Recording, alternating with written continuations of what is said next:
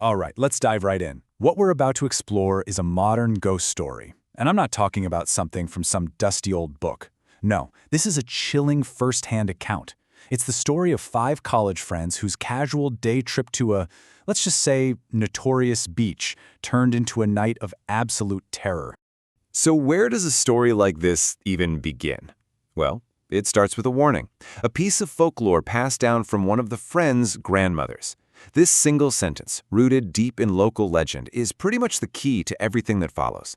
It seems simple, but believe me, it carries a deadly weight. And here's what it means. A simple and honestly a pretty chilling instruction. Do not look back.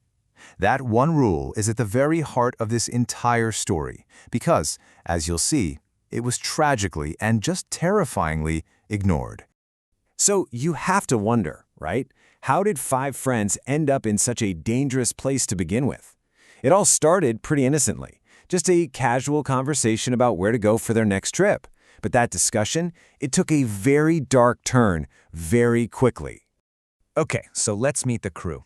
First up is Mayor. He's the local, and he's the one carrying the weight of his grandmother's warnings. Then you've got Kushal, who is the complete opposite. He's the thrill seeker, totally drawn in by all the scary stories. Ria and Arav, they're the cautious ones, kind of skeptical but still getting dragged along. And finally, there's Neil. He's the quiet observer, and it seems like he's got this sixth sense for the danger that's coming. You can already see how this group dynamic is basically the fault line where this whole thing is going to start to crack. So right away, the group was totally split. Kushal's thinking, hey, this is just social media hype, it'll be an adventure. But Mayor, see, he's heard these warnings his whole life, straight from his village elders. So for him, this is serious stuff. The debate wasn't just about, where should we go? It was a real clash between belief and total skepticism. In the end, they landed on a compromise. Okay, they decided, we'll go, but it's a day trip only. We will be gone before sunset. They figured they could get a little taste of the mystery of DUMAS Beach and be long gone before its darker reputation could come to life.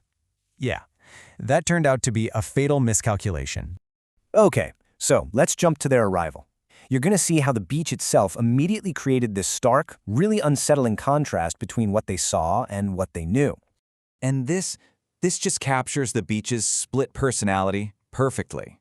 By day, it's a carnival. It's lively, full of families, people selling things. But the local legend describes a completely different place after sunset, a haunted shore filled with restless souls, a former cremation ground that even the local fishermen refused to go near in the dark. So the first thing they noticed was the sand. It wasn't golden or white, like you'd expect. It was black. And the local explanation for this is incredibly grim. For centuries, it was a cremation ground, and the sand is black because it's mixed with the literal ashes of the dead. This wasn't just folklore anymore. This was a physical reminder of the beach's history. As they kept walking, they noticed the crowd started thinning out, and the beach ahead of them was just strangely empty. Their unease got a whole lot worse when a local man who was just collecting bottles offered this unsolicited, bone-chilling explanation. He didn't just say it was an old burial ground. He said people were sleeping right there, underneath their feet. So, armed with all these warnings and a growing sense of dread, the group really started to fracture. This is the exact moment the bad decisions started to pile up, one after another. Way off in the distance, on a completely deserted part of the beach, they see this ruined old building. And despite all the warnings, despite the emptiness, Kushal, our thrill seeker, was determined to go check it out, pulling the group further and further into what was basically a forbidden zone. And here, you can see exactly how the group just splintered. First, Ria and Arav stop. They're just overcome by a bad feeling. Then Neil gets to the ruins, takes one look, and immediately turns back, sensing something is deeply wrong. So this cascade of fear left Mayur and Kushal to just keep going, completely alone. It's a textbook case of how extreme stress just shatters a group. And this, right here, is where the story turns from a cautionary tale into a full-blown nightmare. As dusk started to fall, with their friends now far behind them, Mayur and Kushal realized they had made a terrible, terrible mistake. They had completely lost track of time while they were in the water. So when they finally got out, the sun was gone. The beach was plunged into this disorienting darkness. They tried to find the path back, but everything looked the same. They were totally, completely lost. This timeline just maps out their rapid descent into pure terror. I mean, it starts with getting lost and their phones dying. Then come the whispers. By midnight, they're experiencing phantom smells and seeing apparitions. And finally, a total physical and mental collapse. This wasn't just a random haunting. This was a systematic breakdown of their reality over just a few hours. The horror became profoundly personal and twisted when Mayur heard a familiar voice whisper his name. It was the voice of his own grandmother, the very same grandmother who gave the original warning, and who had vanished without a trace from a field 8 years earlier. And it wasn't just voices. No, they were being bombarded from every angle.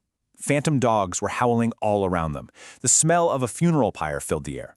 They saw shadow figures carrying torches and heard the unmistakable Hindu funeral chant, Ram Nam Satyat Hai. Every single one of their senses was under attack at the same time. The climax of the night was this relentless pursuit. The ghostly funeral procession actually turned and started running towards them. They just fled in sheer terror, running blindly along the water's edge until their bodies and their minds just gave out. They simply collapsed from a combination of fear, shock, and utter exhaustion. So let's move to the aftermath, because we need to see the lasting impact of that one night, because what happens on DUMAS Beach, it seems, doesn't stay on DUMAS Beach. Their worried friends had called Mayur's uncle, who got a search party together with the police. They found them the next morning, unconscious near those old ruins, covered in sand and just burning up with a high fever. They were alive, but just barely. And so, we are left with this question. Were these just hallucinations brought on by fear and being totally lost? Or did they truly encounter the restless spirits that legend says haunt the black sands of Dumas? The story they told was one of paranormal torment, and it leaves everyone wondering what really happens there after dark. But maybe the most chilling part of this whole thing is this last detail. The experience left a permanent psychological scar. To this day, one specific sensory trigger, the smell of burning wood, is enough to plunge Mayer right back into the horror of that night, screaming in his sleep. It's a terrifying reminder that some warnings exist for a reason, and some lines should never, ever be crossed.